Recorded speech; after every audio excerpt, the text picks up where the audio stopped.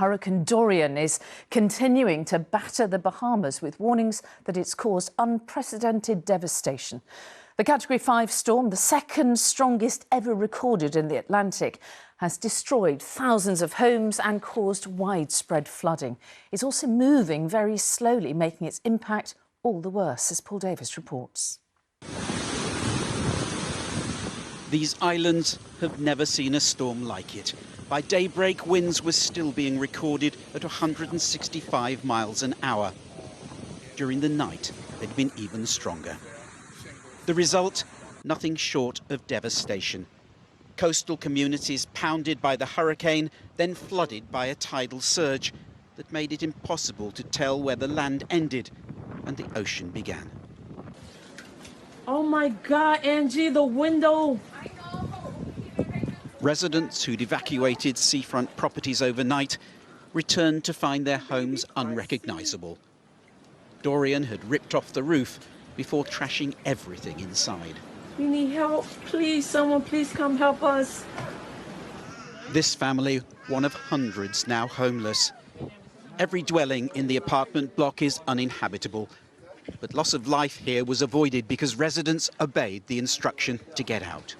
You can't even get inside. You gotta kick it. As the extent of the damage became clear, Bahamas Prime Minister called it the worst and saddest day of his life and acknowledged that some had stayed in their homes and their fate was unknown. I can only say to them that I hope this is not the last time they will hear my voice. Satellite pictures show the hugely powerful hurricane has slowed to a crawl over the Bahamas, which may offer hope to the Florida coast, which is next in its path.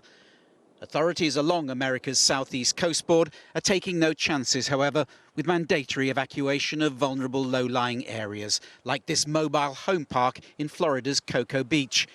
Residents taking only what fits in the back of their vehicles. A couple of irreplaceable pictures, jewelry, and that's about it, because whatever happens, happens. I can't move the house.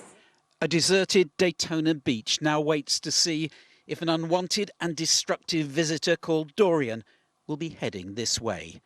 Paul Davis, ITV News.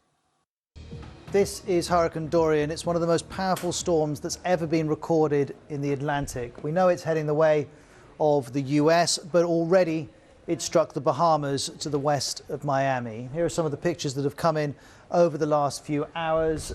This gives you an idea of the extent of the destruction and of the flooding.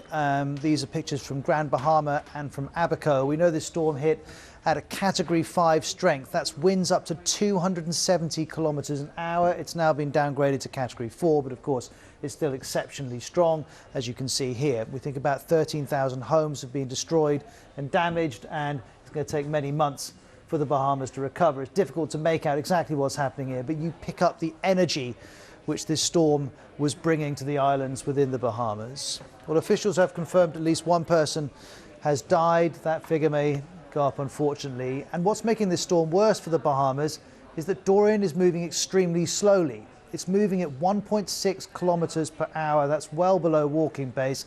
So it's just sitting across the islands and hitting them again and again. Here's an update on Twitter from the Bahamian Prime Minister. He says, based on reports out of Abaco, the devastation is unprecedented. Winds have decreased to 165 miles per hour, but evidently that's still very strong. He says it remains a very dangerous storm. Our focus right now is rescue, recovery and prayer. Well, here you can see the storm sitting over the Bahamas. It's due to move up in the direction of the United States. Already, Florida, Georgia, South Carolina and North Carolina have declared states of emergency. Good evening to you. Well, the big global story at the moment, as you've probably already heard, is Hurricane Dorian. This system has become a monster Category 5 storm in the northeast Caribbean over the very warm waters of there. And the upper atmosphere has been conducive to allow this system to strengthen considerably. It's a monster storm, sustained winds over 180 miles an hour. It's barreled across some of the islands of the North Bahamas with gusts in excess of 220 miles an hour. You can see the well-defined eye there, always an indication of a very dangerous storm.